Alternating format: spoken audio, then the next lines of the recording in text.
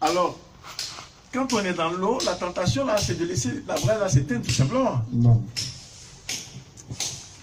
Mais la tenir quand même, pendant qu'on est en train de traverser, imaginez l'effort que cela constitue.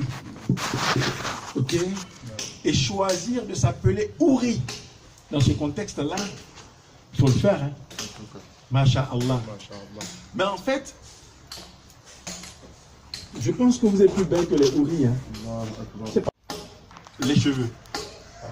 Ok? La façon dont le cheveu, le feu absorbe, c'est-à-dire détruit les cheveux là. Vous voyez comment les cheveux sont faibles là, hein, légers dans le feu. Vous voyez comme ça s'envole rapidement. C'est de cette même façon là que les péchés c'est-à-dire s'envolent aussi, brûlent, n'est-ce pas, avec le jeûne. Et quand on n'a pas de péché, quand on est pardonné, on est propre, on est pur et on est beau. C'est le plus beau doigt de la main. N'est-ce pas? Voilà, on appelle l'annulaire, c'est lui qui porte l'anneau. N'est-ce pas? Quand il met une bague ici, là, c'est pas joli. Hein? Là, c'est pas joli. Là, c'est la catastrophe. Ici, là, c'est encore plus gâté, là, non? Mais quand tu portes là, tu mets ici, là, tout le monde est d'accord. N'est-ce pas? Alors, lui, c'est le major qu'on appelle, non? Lui, hein? C'est l'auriculaire? Ah, l'auriculaire, hein? Voilà, l'auriculaire, ouais, c'est le plus petit doigt. Hein? Lui, il représente le pèlerinage. En fait, c'est pour lui là que j'ai fait tout ce parcours-là. Il représente le pèlerinage. Vous voyez, quand les fidèles sont dans leur tenue de sacralisation, on ne sait pas qui est le patron. On ne sait pas qui est le planton. Actuellement, ils sont à Arafat. N'est-ce pas? Voilà. Donc, ils ont déjà même quitté le lieu de Arafat même. Ils sont en train d'aller maintenant vers le Mousdalifa. Là où Akbar, chacun se cherche. C'est-à-dire, c'est le spectacle du jour de la résurrection, en fait. Hein? La plupart d'entre vous, certainement, en sait quelque chose. Vous voyez, non? Je me demande même si c'est pas trop large, hein? La dimension, la largeur du matelas. C'est pas plus grand que ça. Hein?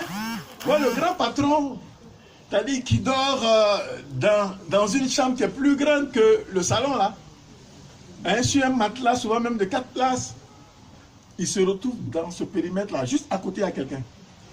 C'est-à-dire que même pour se retourner même là, c'est pas évident. Mais vous voyez, et tous dans leur tenue de sacralisation, et tout le monde se retrouve tout petit devant la grandeur infinie d'Allah subhanahu wa ta'ala. Allahu Akbar. N'est-ce pas? C'est ça, non? Et vous voyez, ça fait Allah.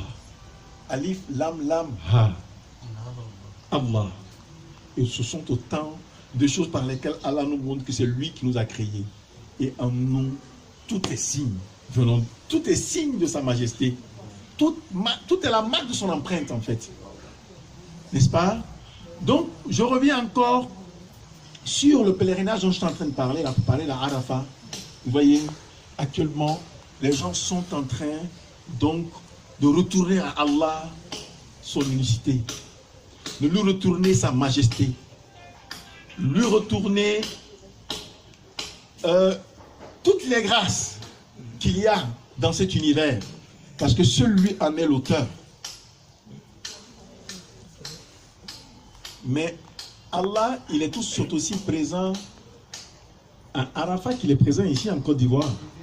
Et c'est pour cela que, vu ce jour important là, Allah a bien voulu que nous en profitions aussi.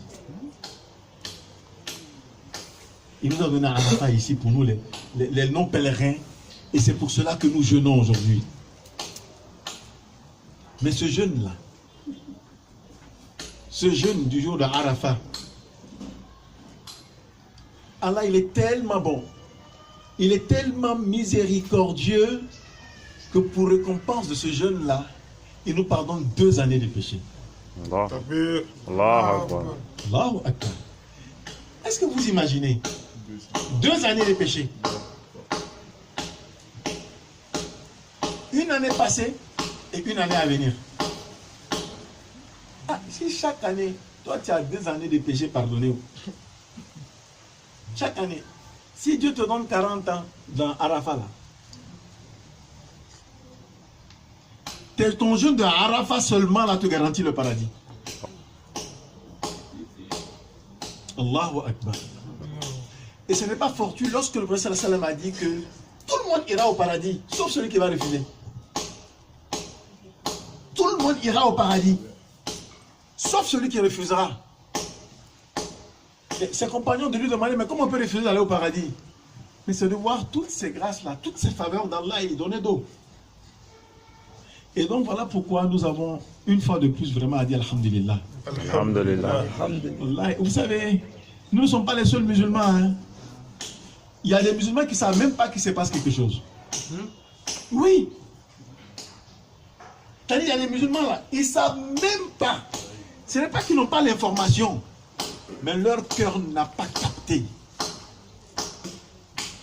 Mais nous avons donné quoi à Allah? Et eux, ils ont fait quoi de mal à Allah?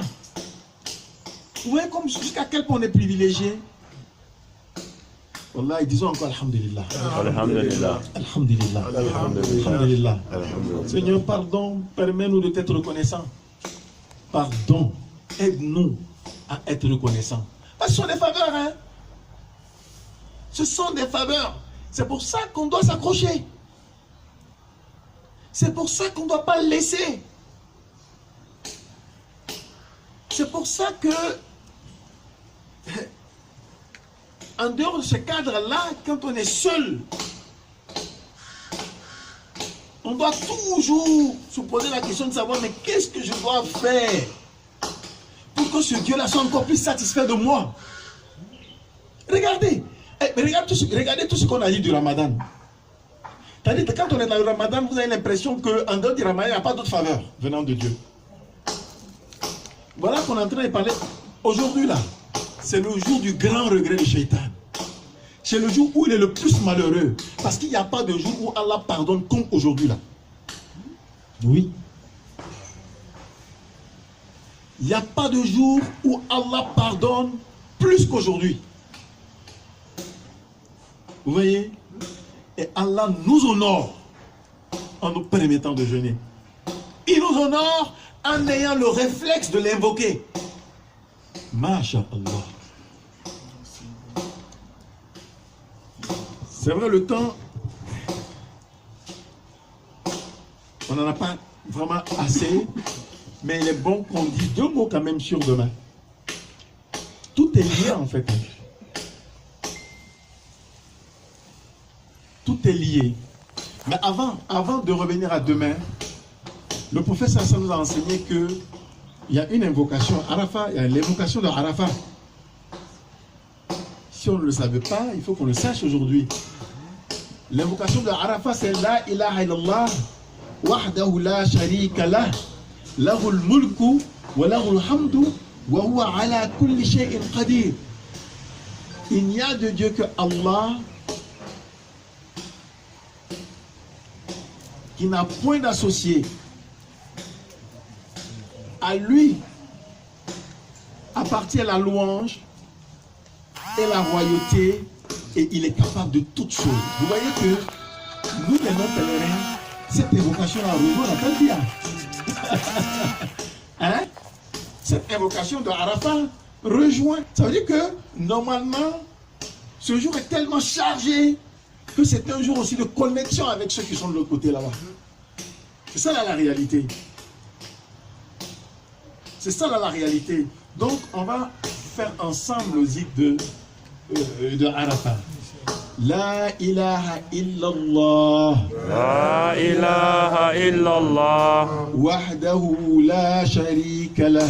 Wahdahu la sharika lah. Lahul mulku. Lahu mulku. Wa lahul hamdu. Wa lahu hamdu. Wa huwa. Wa huwa ala kulli shay'in qadir. ala kulli shay'in qadir. La ilaha illallah. La ilaha illallah. Wahdahu la sharika lah. وحده لا شريك له له الملك وله الملك وله الحمد وله الحمد وهو على كل شيء قدير على كل شيء قدير لا إله إلا الله لا إله إلا الله وحده لا شريك له وحده لا شريك له له الملك وله الحمد وله الحمد وهو على كل شيء قدير. وهو على كل شيء قدير. Alors donc cette invocation là, c'est bon de la retenir et même on peut la continuer, voilà, n'est-ce pas, à l'intérieur, parce que c'est l'invocation du jour. Qu'Allah nous aide et nous pardonne, Inch'Allah. Amen. Vous avez vu, demain, Inch'Allah, ce sera la Tabaski. Et quand nous étions enfants, on a beaucoup aimé la Tabaski pour le mouton. Masha'Allah. Et l'achat du mouton par papa, par les parents, c'était une grande fierté pour nous. En tant qu'enfant, on se promenait de cour en cour pour voir lequel des papas achetait le plus grand mouton. Le plus gros mouton. Masha'Allah. Ça, c'est pour les enfants que nous étions. Mais aujourd'hui, là, qu'on est adulte, alhamdulillah, nos imams dans les mosquées, nos ustaz, ont rappelé et rappelé le sens même de la fête de l'Aïd al-Adha, qu'on appelle aussi Aïd al-Kébir, ou encore la Tabaski, n'est-ce pas? Ce que cette fête-là commémore est très grand.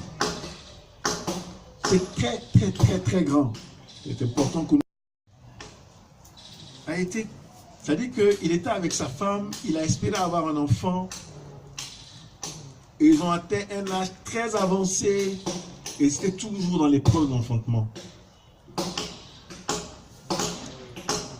Et son épouse Sarah va donc lui recommander de prendre Hajara, n'est-ce pas, qui est la mère de Sayyidina Ismaïl alayhi salam. Et cette dernière-là, Allah, dans sa miséricorde infinie, va lui donner un enfant, et Sayyidina Ismaïl alayhi salam, alors qu'il était très très avancé en âge. Mais imaginez quelqu'un qui a cherché un enfant, pendant qu'il était encore, il avait encore toutes ses facultés, qui n'a pas eu, et c'est dans sa vieillesse qu'il a l'enfant. Mais imaginez l'amour qu'il peut avoir pour cet enfant. Imaginez. Et un jour, Sayyidina Ibrahim alayhi salam fait un songe dans lequel Allah lui inspire d'immoler son fils. En fait, les songes chez les prophètes, ce ne sont rien d'autre que des révélations. Et Sayyidina Ibrahim alayhi salam informe la mère de l'enfant, qui lui dit, si c'est la volonté de Dieu, qu'est-ce qu'on peut faire d'autre? Et Sayyidina Ibrahim qui informe aussi son fils, qui lui dit, oh père, fais ce qu'on te demande et tu me trouveras, Inch'Allah, au nombre des patients. Allahu Akbar. Allahu Akbar. Disons à notre enfant, viens, je vais te frapper. On va faire le tour du quartier. N'est-ce pas? Regardez la qualité des membres de la famille.